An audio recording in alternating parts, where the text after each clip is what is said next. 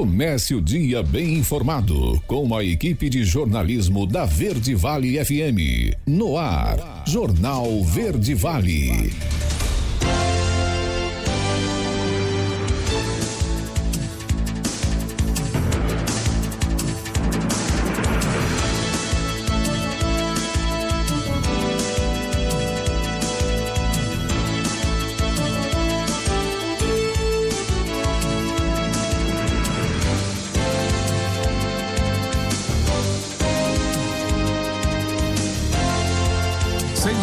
E 32 minutos. Olá, muito bom dia para você. Quinta-feira, 11 de abril do ano de 2024. Estamos começando pela Verde Vale FM, uma emissora do Sistema Verde Vale de Comunicação. Mais uma edição do Jornal Verde Vale. Comigo aqui na bancada, Daliana Oliveira. Muito bom dia. Muito bom dia para você, Wesley. Bom dia para você também que acompanha a programação aqui da Rádio Número 1 da região, começando mais uma edição do Jornal Verde Vale para você. E agora você confere os destaques das últimas 24 horas. Jornal Verde Vale.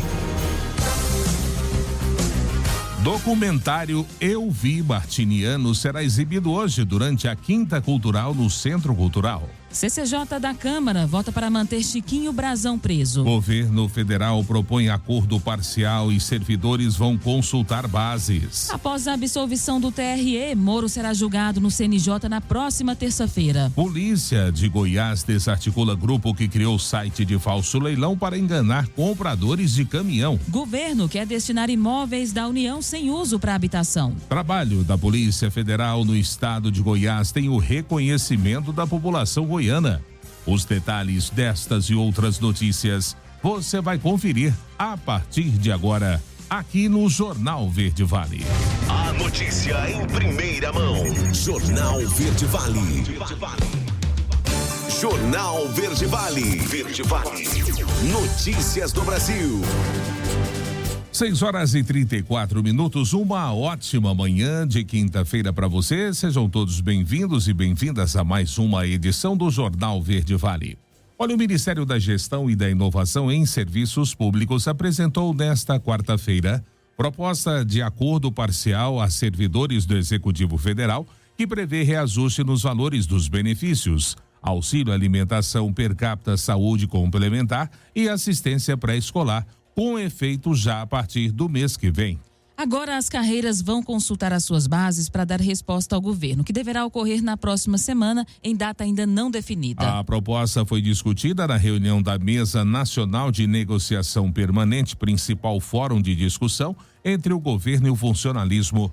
O encontro, que estava previsto para acontecer apenas no mês de junho, foi antecipado em caráter extraordinário a fim de debater a recomposição dos benefícios em 2024. No início da semana passada, o Fórum Nacional Permanente de Carreiras Típicas do Estado, FONACAT, acionou o MG com o objetivo de garantir a implementação imediata do reajuste de benefícios. No entanto, por hora, a posição do governo está mantida em aumento salarial zero para este ano. Com essa tratativa sobre salário empacada, o funcionalismo mudou de estratégia e passou a demandar a correção imediata nos benefícios, com o objetivo de conseguir alguma recomposição para este ano. Os valores ofertados pelo governo são os seguintes: auxílio alimentação de R$1.000, antes era R$658, auxílio saúde 215, antes era R$144, e o auxílio creche vai passar para R$484,90 e antes era R$321.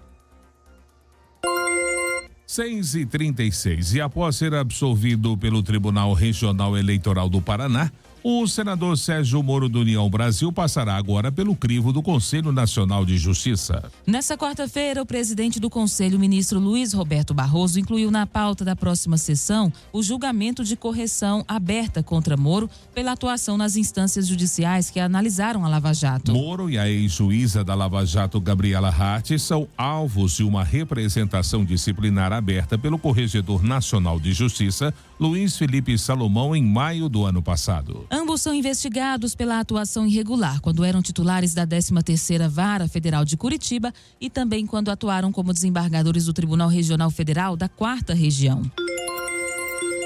6h37, CCJ vota para manter prisão de Brazão e a decisão foi ao plenário. Yuri Hudson é quem traz os detalhes. A Comissão de Constituição e Justiça da Câmara aprovou nesta quarta-feira a manutenção da prisão do deputado Chiquinho Brazão sem partido. Ele é suspeito de ser um dos mandantes do assassinato da vereadora Marielle Franco e do motorista Anderson Gomes em 2018. A votação contou com 39 deputados que foram favoráveis à manutenção da prisão e 25 contrários. Esses 25, em sua maioria, são parlamentares do PL e de oposição ao governo Lula. A discussão na CCJ durou pouco mais de 5 horas. O deputado Carlos Jordi, líder da oposição na Câmara, sustentou que a acusação é grave, o parlamentar deve ser julgado, mas, na visão dele, não há flagrante de crime inafiançável no que foi proposto na sentença de Alexandre de Moraes. Houve um crime inafiançável? Houve. Um crime hediondo. Mas não houve flagrante. Não há flagrante. Se há agora uma tentativa por parte dos ministros do Supremo de construir uma tese em que a obstrução da justiça é o flagrante, não é esse o crime que leva à prisão do deputado. O deputado Tarcísio Mota, também do PSOL carioca, afirmou que a manutenção da prisão é uma resposta do Legislativo. E não é possível que o mero corporativismo de parlamentares que pensem mais nos seus umbigos do que no que precisa ser feito na política faça o relaxamento da prisão do Chiquinho Brazão. Essa é uma vitória do bom senso. Esse parecer aprovado pela CCJ será analisado agora pelo plenário da Câmara dos Deputados. São necessários 257 votos para manter a prisão de Chiquinho Brazão. Segundo o presidente da Câmara, Arthur Lira, o caso será analisado ainda nesta quarta. Agência Rádio Web de Brasília, Yuri Hudson. Jornal Verde Vale. Notícias de Goiás. 6h39 agora. Um casal foi preso com mais de 1.000 pacotes de cigarros contrabandeados do Paraguai durante a operação realizada na região sul de Goiás. De acordo com a Polícia Militar, o produto seria distribuído em cidades nas divisas de Goiás e Minas Gerais. A prisão aconteceu durante a operação do Comando de Operações de Divisa, o COD. Na ocasião, os policiais verificaram uma denúncia sobre um casal que transportava o cigarro contrabandeado do Paraguai. Fizeram a abordagem e conseguiram localizar o material. Um dos detidos possui antecedentes criminais pelos crimes de contrabando e descaminho. Além da carga apreendida, o veículo utilizado para transporte e distribuição de cigarros também foi apreendido. A ocorrência foi encaminhada para a Polícia Federal em Jataí. Segundo cálculos da PM, os cigarros contrabandeados valem aproximadamente R$140 mil. E agentes da Delegacia Estadual de Repressão a Crimes Cibernéticos desarticularam um grupo que criou o site de falso leilão para enganar compradores de caminhão. Nesta quarta-feira foram cumpridos em São Paulo 5 mandados de prisão contra os investigados. Uma das vítimas da quadrilha é de Goiás e perdeu uma alta quantia de dinheiro após pagar pela suposta aquisição de 2 caminhões. Com o cruzamento de transações bancárias repassados pela vítima aqui em Goiás, os agentes do DERC conseguiram identificar todos os integrantes da quadrilha, incluindo mentores, intermediários e os chamados laranjas, que emprestavam contas bancárias para as transferências. Os policiais também conseguiram interceptar na conta de um dos investigados grande parte do dinheiro repassado pela vítima. A dona da conta usada pela quadrilha para a transferência bancária foi presa em Araraquara, no interior paulista. Além das prisões efetuadas em conjunto com a Polícia Civil de São Paulo, os agentes da DERC também cumprem 5 mandados de busca e apreensão. Nomes e idades dos presos que são suspeitos de enganar outras pessoas em diferentes estados brasileiros não foram divulgados. O site que eles usavam para aplicar os golpes já foi retirado do ar. E o trabalho da Polícia Federal no estado tem reconhecimento da população goiana. Reportagem especial com Alex Atanásio. A Polícia Federal tem desempenhado um papel crucial na proteção e na segurança da nossa sociedade. Seu compromisso incansável com a aplicação da lei, investigações rigorosas e enfrentamento do crime organizado merece nosso mais profundo reconhecimento. Nas ruas, a população sabe reconhecer esse trabalho. Trabalho mais minucioso, né? Trabalho mais comprometido. Para combater, né, essa corrupção, o que está acontecendo aí, né? Então, é muito importante, sim. Muito importante. Porque eles têm que investigar, né? O trabalho deles, eles estudaram para isso, né? Então, eu acho muito importante. trabalho também entram importantes operações, como quinta parcela deflagrada em Goiás para combater fraudes no auxílio emergencial criado pelo governo federal para ajudar os trabalhadores durante a pandemia da Covid-19. A operação posteriori no combate a recebimento de ilícitos de valores por parte de servidores do Ministério da Agricultura. E quem não se lembra da Operação Sepsi, que teve como alvo o desvio de recursos públicos na área da saúde, operado por organização social. Parte desses inquéritos vem parar na Delegacia de Combate aos Crimes Fazendários, da PF em Goiás, sob o comando do delegado Franklin Medeiros. Historicamente, entre 45% a 55% dos procedimentos em curso na Superintendência da Polícia Federal no Estado de Goiás são tratados aqui na nossa delegacia. As investigações ficam a cargo da Delegacia de Repreensão à Corrupção e Crimes Financeiros, que tem como titular a delegada Ingrid Nogueira. Apuração de crimes para fornecer ao Poder Judiciário os elementos mínimos de prova para início, do processo penal, que aí no futuro pode gerar uma condenação de eventuais criminosos. Mas para a Polícia Federal não basta apenas elucidar os crimes, mas também devolver os prejuízos aos cofres públicos. A gente pode ingressar com medidas cautelares de natureza patrimonial perante o Poder Judiciário para resguardar o proveito do crime obtido pelo criminoso e aí resguardando esse proveito posteriormente ao final de um processo penal, esse valor pode ser revertido para a sociedade, para os cofres públicos. Um dos trabalhos muito importantes realizados pela nossa Polícia Federal é o combate à nota falsa. Quando os policiais retiram esse tipo de material de circulação, é mais um tiro na corrupção do país. Depois de um trabalho sério na identificação e origem das notas, é preciso recuperar em dinheiro o estrago causado pelas moedas falsas. Desde a criação da Unidade Central de Combate à Moeda Falsa em Brasília, mais de 100 milhões de reais em cédulas falsas foram retiradas de circulação em todo o Brasil. Alex Atanásio, da Agência Brasil Central. Jornal Verde Vale. Esportes. 6h44 agora e o Atlético segue 100%, com 100%, aliás, de aproveitamento nesse início da Conmebol Libertadores. Na estreia em casa da Arena MRV, o time bateu o Rosário Central por 2-1. Em compromisso válido pela segunda rodada do Grupo G. No primeiro tempo, Scarpa abriu o placar. No segundo, Malcorra empatou, mas Paulinho respondeu imediatamente, garantiu a vitória alvinegra. Com o resultado, o Galo se isola na liderança da chave com 6 pontos. O Rosário, com 3, está logo atrás, mas pode ser ultrapassado pelo Peñarol nos critérios de desempate, caso vença o Caracas no fim da noite desta quarta, jogando em casa. O Atlético só volta a jogar pela Libertadores no dia 23 desse mês, novamente na Arena MRV contra o Peñarol. Até lá, volta as atenções para o início do Campeonato Brasileiro. O primeiro compromisso será às 16 horas deste domingo contra o Corinthians, na Neoquímica Arena. Antes do jogo contra os uruguaios, ainda enfrentará o Criciúma e o Cruzeiro em casa pela competição nacional. Em ritmo de treino, Fortaleza não teve trabalho para vencer o Nacional Potosí da Bolívia por 5-0 nessa quarta-feira na Arena Castelão. O jogo foi válido pela segunda rodada da fase de grupos da Sul-Americana. Hércules Lutero, 2 vezes, Pikachu e Machuca marcaram os gols do jogo. Com o resultado, o Leão retoma a liderança do grupo D com 6 pontos. O Nacional é o vice-lanterna com apenas 1. Pela terceira rodada da Sul-Americana, o Nacional Potosí visita o Esportivo Trinidense na terceira rodada na terça-feira às 21 horas. Na quinta-feira, o Fortaleza recebe o Boca Juniors às 21 horas no Castelão. Antes, o Leão entra em campo também pelo Campeonato Brasileiro. Já neste sábado, o time cearense estreia contra o São Paulo, fora de casa às 21 horas. Jornal Verde Vale.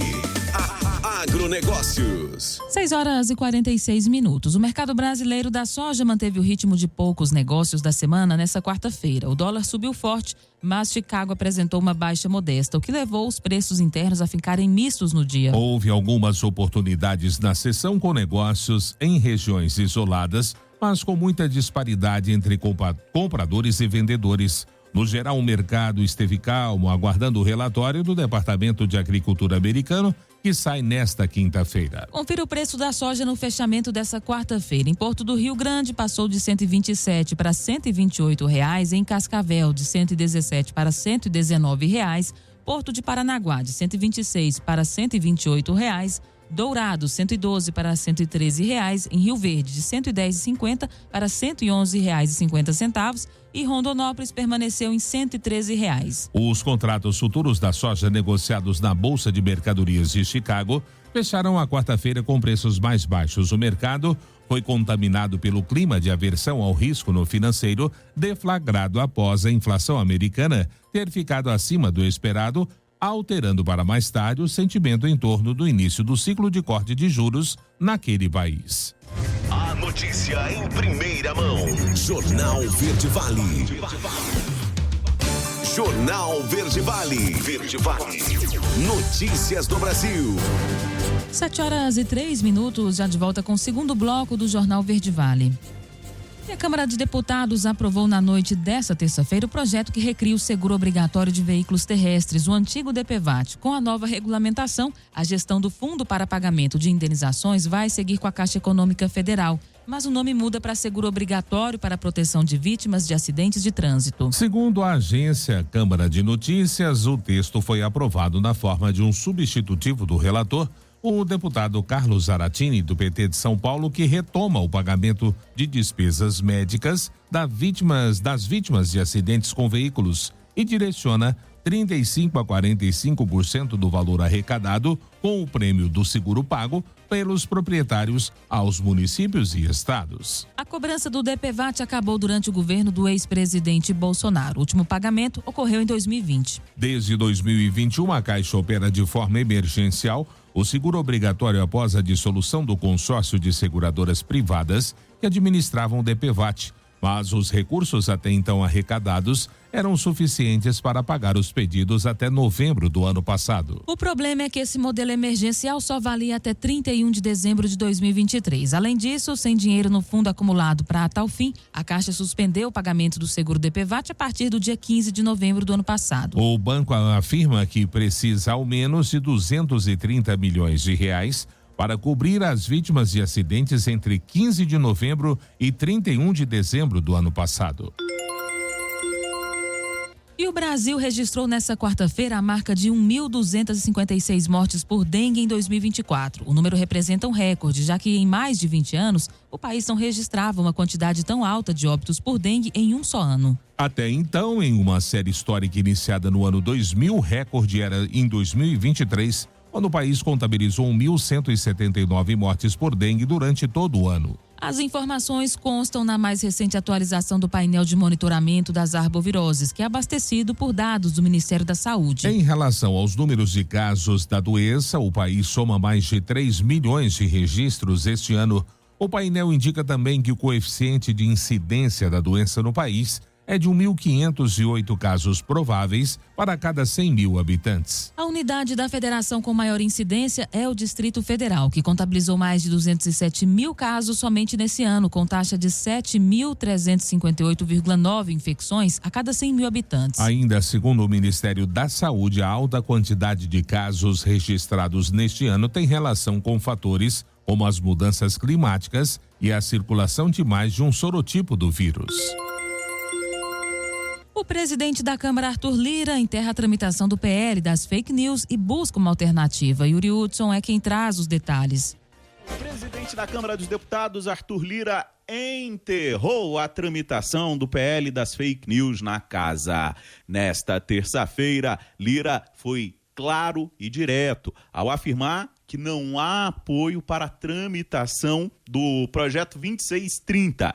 Segundo ele, o PL da fake news está fadado ao fracasso. Está fadada, não ia canto nenhum. por mais esforço, por mais consideração que a gente tenha ao relator Orlando, por mais esforço que a gente tenha feito, nós não tivemos, nem tivemos tranquilidade, e os líderes deixaram isso bem claro hoje, de apoio parlamentar para votação com maioria no plenário da Câmara. O assunto voltou a ganhar força em meio aos ataques do empresário Elon Musk, dono do X, antigo Twitter, contra o ministro Alexandre de Moraes, ministro do Supremo Tribunal Federal. Segundo o empresário, Moraes impõe uma censura agressiva no Brasil. O comentário do bilionário e a possibilidade de que ele não cumpra decisões judiciais através do X forçou que o PL das fake news voltasse à pauta do Congresso Nacional.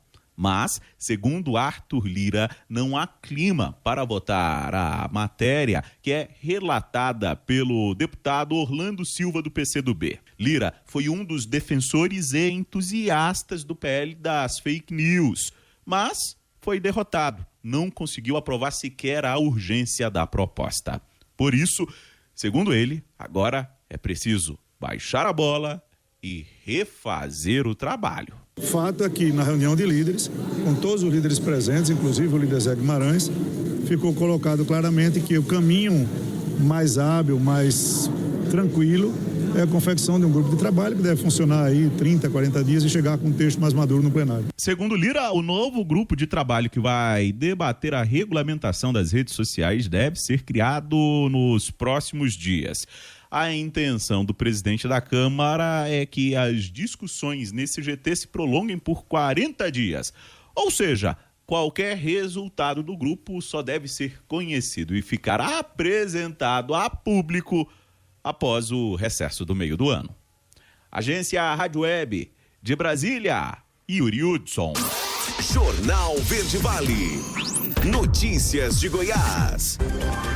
7h08. E policiais civis de Águas Lindas, com apoio da Polícia de Mato Grosso, prenderam na manhã desta quarta-feira 2 suspeitos de integrarem uma quadrilha que aplicou golpes bilionários em Goiás e no Distrito Federal. A ação desencadeada no Mato Grosso também cumpre mandados de busca e apreensão que devem ajudar nas investigações. Os mandatos foram cumpridos pelos agentes do Grupo Especial de Investigações Criminais de Águas Lindas, em Cuiabá e em Várzea Grande, cidades que ficam no Mato Grosso. Até agora, a Polícia Civil de Goiás já catalogou 20 vítimas em Goiás e no Distrito Federal que perderam altas quantias de fraudes eletrônicas. As investigações mostram ainda que o grupo criminoso movimentou em menos de um ano mais de 5,5 milhões de reais. Outros detalhes sobre a fraude serão repassadas à imprensa ainda na manhã desta quinta-feira.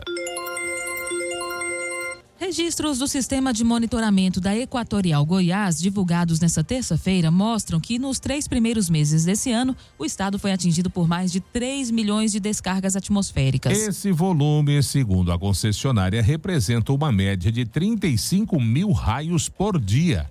Conforme a análise, grandes volumes de raios foram registrados em vários municípios goianos, mas alguns se destacam com maior incidência. O levantamento mais recente feito pela empresa mostra que de janeiro a março de 2024, as cidades com maior número de descargas foram Niquelândia, com 110.187, Mineiros, com 103.932, Rio Verde, 93.735, Jataí, 84.737 registros, Serranópolis, 79.898, Cavalcante, com cerca de 69 mil, Nova Crixá, cerca de 62 mil e Quirinópolis, cerca de 55 mil. De acordo ainda com o Instituto Nacional de Pesquisas Espaciais, o INPE, o Brasil, por ser um país tropical, tem a maior incidência de raios do mundo. Regiões quentes como Goiás favorecem a formação de tempestades e descargas elétricas. Por isso é fundamental estar preparado para riscos associados a esses fenômenos naturais. 7h11 e pessoas com transtorno do espectro autista conquistam mais direitos aqui no estado de Goiás. A boa notícia quem nos traz é Rafael Mesquita. O Theo tem 12 anos e foi diagnosticado com transtorno do espectro autista quando tinha 1 ano e meio de idade. Atualmente está no 7º ano do ensino fundamental.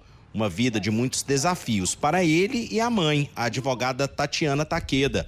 Ela acredita que o maior deles é o preconceito. As barreiras atitudinais, elas são as piores. A atitude vem de pessoa E a gente pode falar de preconceito, discriminação, bullying, capacitismo. Todas essas são barreiras que fazem parte do cotidiano da pessoa autista. É muito comum ela ser discriminada em locais que ela frequenta por conta dos comportamentos diferenciados, por vezes inadequados. E isso causa uma resistência nas outras pessoas que não estão preparadas para lidar com o que é convencional. A chegada de Theo na vida da Tatiana fez com que a advogada que atuava na área ambiental se especializasse em direito das pessoas com deficiência. Com isso, começou a atender mães que viviam a mesma realidade, longa experiência que faz ela cobrar por mais políticas públicas de inclusão. Nós não queremos utilizar aquele termo que a gente usava na década de 90 de integrar. Antigamente se integrava a criança, ou seja, colocava ela lá na sala de aula, mas lá na sala de aula no cantinho dela. Não, a gente quer incluir, a gente chama para festa, mas a gente quer que ele dance, né? Então a inclusão é isso. Importantes matérias que tratam do autismo foram aprovadas nos últimos anos na Assembleia Legislativa de Goiás. Uma delas cria a carteira de identidade com o objetivo de garantir os direitos assegurados em lei federal. Outra que cria a política pública estadual de proteção aos direitos da pessoa com transtorno do espectro autista. Uma terceira que aguarda a sanção do governo do estado é a que substitui sirenes convencionais nas escolas públicas estaduais por aparelhos que emitam efeitos sonoros especiais ou músicas. Leis que, na opinião da advogada Tatiana Takeda, são muito bem-vindas para que o direito das pessoas com autismo seja respeitado. E a política estadual, ela vem aí condensar direitos, né, e deixar mais em evidência que essa pessoa, esse indivíduo, ele é um indivíduo, um sujeito de direitos, ele merece respeito e ele tem ali o apoio daquelas normas que vão garantir, né, que ele consiga estudar, trabalhar, ter acesso à saúde e, por que não, também acesso à diversão. Pesquisa atualizada a cada 2 anos nos Estados Unidos prevê que 1 em cada 36 crianças norte-americanas de 8 anos são autistas, o que significa 2,8% da população nesta faixa etária. No Brasil, não temos números oficiais, mas se fizermos a mesma proporção desse estudo com a população brasileira, podemos ter cerca de 6 milhões de autistas no país. Rafael Mesquita, da Agência Brasil Central. Jornal Verde Vale. Esportes. 7h14. E o que era para ser uma noite de reconciliação se tornou mais uma decepção no ano. O Internacional amargou o outro 0-0 seguido na Sul-Americana na noite desta quarta-feira no Beira-Rio. O time de Eduardo Coudet fez uma atuação abaixo do esperado e colecionou gols perdidos contra o Real Tomayapo da Bolívia, que joga pela primeira vez uma competição internacional. Foi o 4º empate consecutivo na temporada, com apenas um gol marcado no período. A noite colorada terminou com vaias e protestos no estádio. Com o empate, o Inter vai a 2 pontos no grupo C, enquanto os bolivianos somam o primeiro no torneio. O resultado deixa o time gaúcho na 2ª posição e pode ver o Delfim disparar na liderança da chave. Os equatorianos enfrentam o Belgrano nesta quinta-feira às 23 horas em Manta. E o Flamengo venceu o Palestino por 2-0 nesta quarta-feira no Maracanã e assumiu a liderança do Grupo E da Libertadores. No primeiro tempo dominante, Pedro fez um golaço, aplicando o lençol no goleiro Rigamonf. Na segunda etapa, a equipe de Tite teve mais dificuldades. Cedeu chances de empate ao time chileno, mas fechou o resultado com um gol de bola parada do zagueiro Léo Ortiz, que fez a sua estreia pelo Flamengo. Com a vitória, o Flamengo chegou a 4 pontos e assumiu assim a liderança do Grupo E. Ao menos momentaneamente, isso porque o Bolívar, que tem 3 pontos, ainda vai jogar nessa quinta-feira contra o Milionários em La Paz. Dependendo do resultado, a equipe carioca pode ser ultrapassada. O Flamengo volta a campo no próximo domingo para enfrentar o Atlético Goianiense no Serra Dourada. É a estreia dos rubro-negros no Campeonato Brasileiro. O próximo compromisso pela Libertadores será diante do Bolívar, no dia 24 de abril, em La Paz. Jornal Verde Vale. Agronegócios. 7h16. O mercado físico do boi gordo voltou a apresentar um perfil mais lateralizado das negociações. De acordo com Safras e Mercados, pecuaristas têm atuado de maneira mais comedida na comercialização. o que contribui para uma certa recuperação dos preços no decorrer da semana, ainda contando com o respaldo das pastagens. Ressaltando que os índices pluviométricos previstos para abril oferecem boas perspectivas de chuvas para o centro-norte brasileiro, apontando para maior desgaste das pastagens entre os meses de maio e junho. Atenção para os preços do boi gordo no fechamento desta quarta-feira. Arroba em São Paulo, R$ 232, em Goiânia, R$ 217. Em Uberaba, Minas Gerais, R$ 227. Já em Dourados, Mato Grosso do Sul, a arroba foi comercializada a R$ 224 e em Cuiabá, no Mato Grosso, a R$ 209.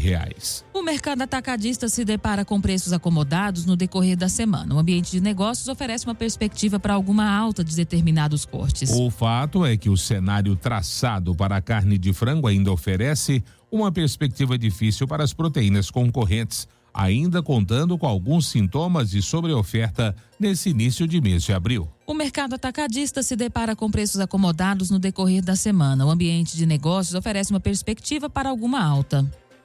O fato é que o cenário do frango ainda favorece as classes de baixa renda. Jornal Verde Vale. Verde Vale.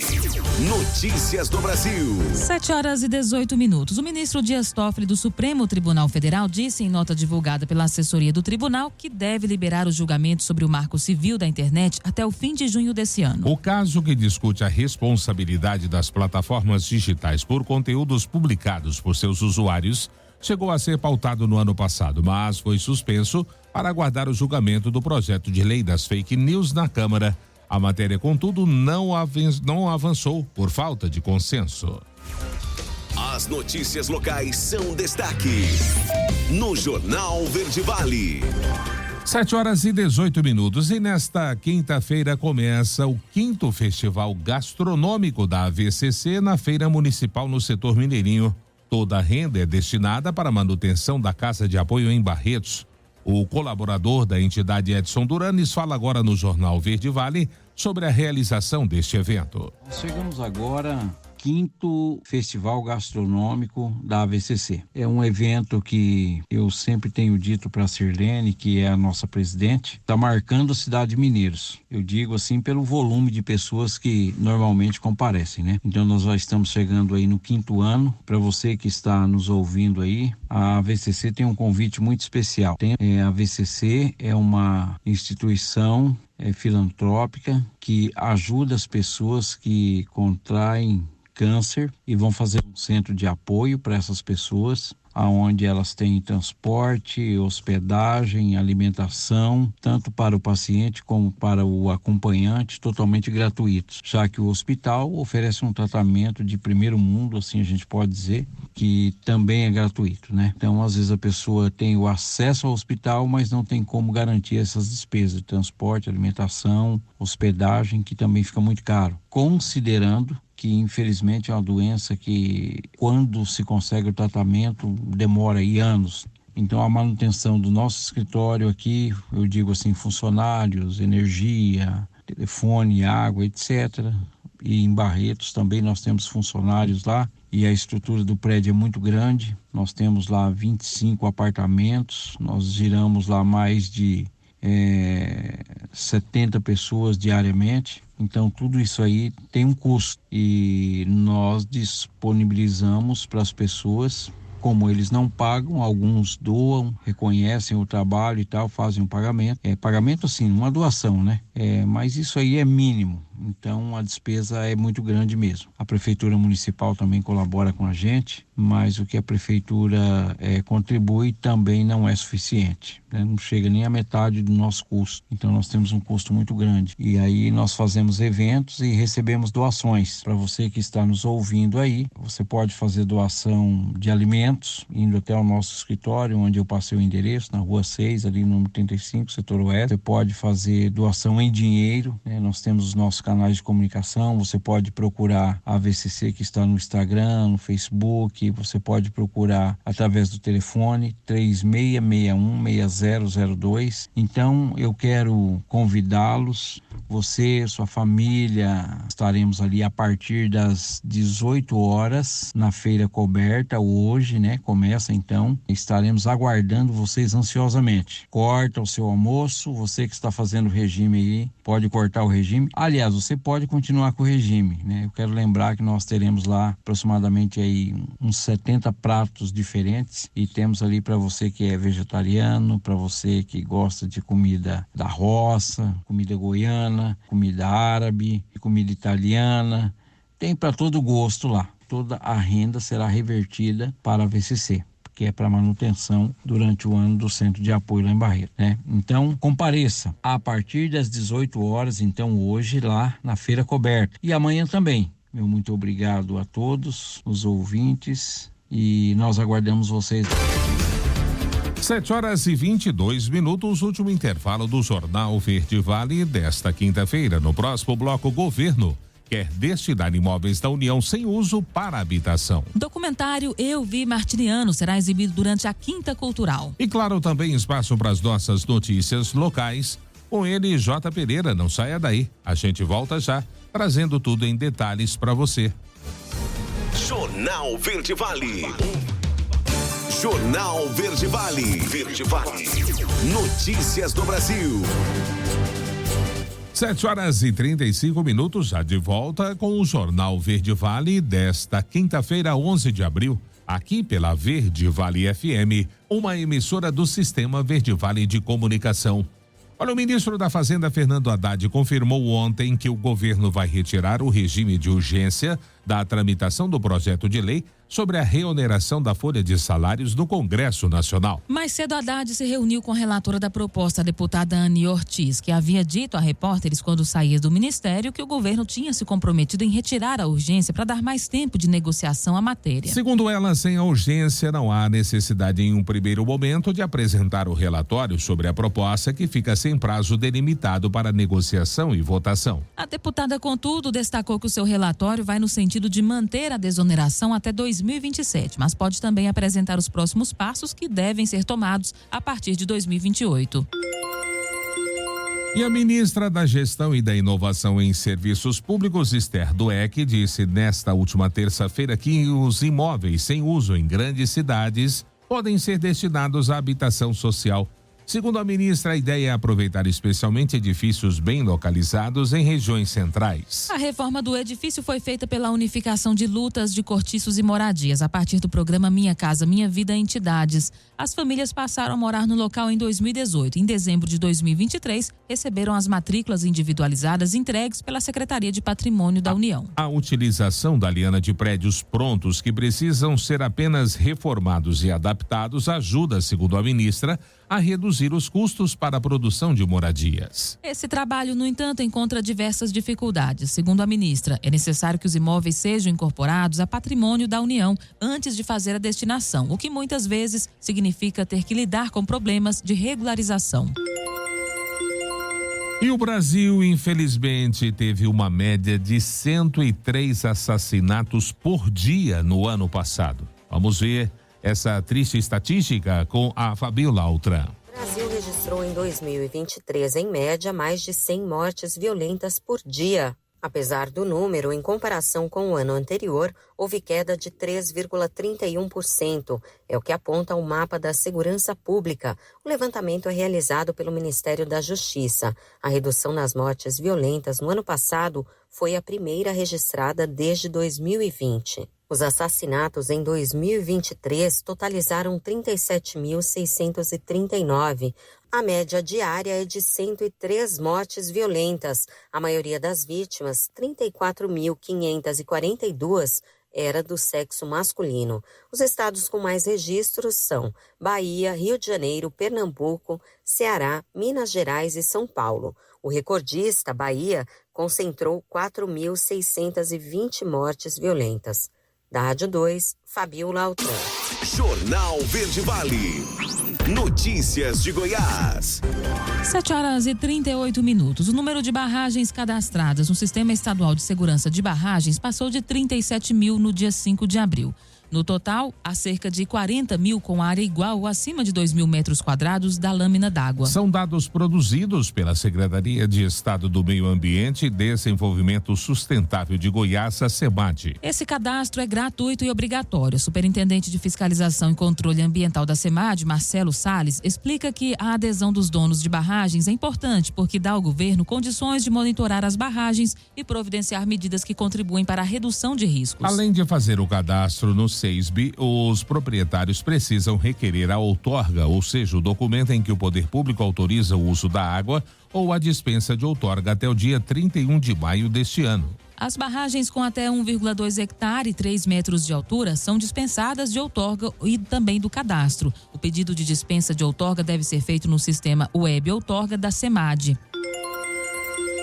E o Estado divulga edital para a seleção de 4 mil novos beneficiários do ProBem, o programa do governo de Goiás que distribui bolsas e estudos para universitários.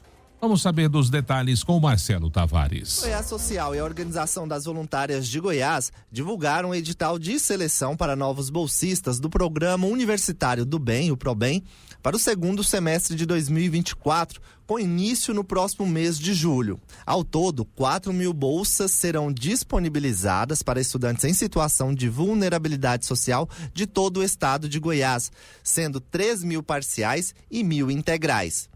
O edital, publicado com antecedência para que os futuros beneficiários do ProBem possam se organizar o quanto antes aos requisitos do programa, já pode ser acessado no site ovg.org.br/ProBem. As inscrições deverão ser realizadas entre os dias 24 de junho e 5 de julho, também pelo site, e a divulgação dos classificados está prevista para o dia 15 de julho. Os estudantes contemplados vão receber o benefício no segundo semestre deste ano, incluindo o valor da matrícula. Para concorrer ao benefício do ProBem, é necessário que o candidato esteja inscrito no CadÚnico e possua vaga em instituição de ensino superior em curso presencial, além de residir em Goiás e estar na primeira graduação. A seleção dos bolsistas é realizada a partir de uma análise multidimensional de vulnerabilidades socioeconômicas. De Goiânia, Marcelo Tavares para a agência Cora de Notícias. As notícias locais são destaque no Jornal Verde Vale. 7h41. E o documentário Eu Vi Martiniano será exibido hoje no evento Quinta Cultural, que vai ser realizado no Centro Cultural Santo Agostinho, aqui em Mineiros. E quem fala sobre esse documentário é o jornalista e videomaker Igor Pérez.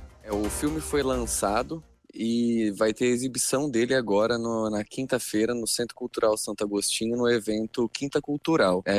Serão 2 exibições de filme, né? A minha, do filme Eu Vi Martiniano, e o filme Maternó, que é sobre mães, né? Quem quiser assistir essa exibição pode comparecer então no Centro Cultural Santo Agostinho, terá algum horário específico? Como que funciona? O filme ele vai ser exibido a partir das 6 horas. Já vai estar acontecendo o evento no Centro Cultural, né? E o horário do filme é a partir das 6 horas. Quem quiser assistir via internet pode entrar no YouTube e pesquisar Eu Vi Martiniano, que vai ter o canal e o filme completo lá, ou pode comparecer no Centro Cultural Santo Agostinho dia 11 para assistir o filme. Bom, agora a respeito do tema, né, desse documentário, Eu Vi Martiniano. Ele fala um pouco aí sobre a história do escritor, historiador Martiniano Silva. Fala um pouco sobre o que te motivou a produzir esse documentário. O Martiniano é um ícone cultural e um ícone completo aqui de Mineiros, né? Então, quando eu conheci ele, muitas pessoas me apresentaram como uma pessoa sábia, né?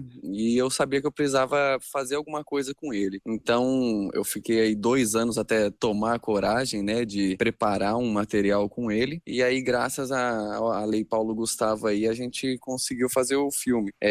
O filme, ele fala da vida do Martiniano, mas não é o foco central, né? Ele conta conta tudo desde que ele saiu de Poço da Pedra, no município da Bahia, e veio aqui para Mineiros. Mas no meio disso a gente tem vários pensamentos, várias conclusões, várias dúvidas também do Martiniano, que é o que torna o filme um pouco mais próximo da pessoa do Martiniano. É um filme de 40 e poucos minutos. Fala um pouco aí para quem está curioso, né, de assistir esse documentário. Qual que é o perfil desse documentário? O filme ele é um média-metragem documental, né? Então ele é um filme rápido, 40 minutos, passa rapidinho, a narrativa, a edição, tá tudo preparada para ser assistido do começo ao fim, sem enrolação. É um filme que aborda muitos temas do começo ao fim. E é um filme que te faz pensar, de certa forma. O filme é para todo mundo, e principalmente para todo mineirense que tem curiosidade sobre a vida do Martiniano, para saber quem é, aliás, essa figura de Martiniano aqui na cidade de Mineiros, e saber como ele se percebe na cidade de Mineiros. Quem ficou interessado em assistir, então, pode comparecer no Centro Cultural dia 11, a partir das 18 horas. Serão exibidos esses dois filmes,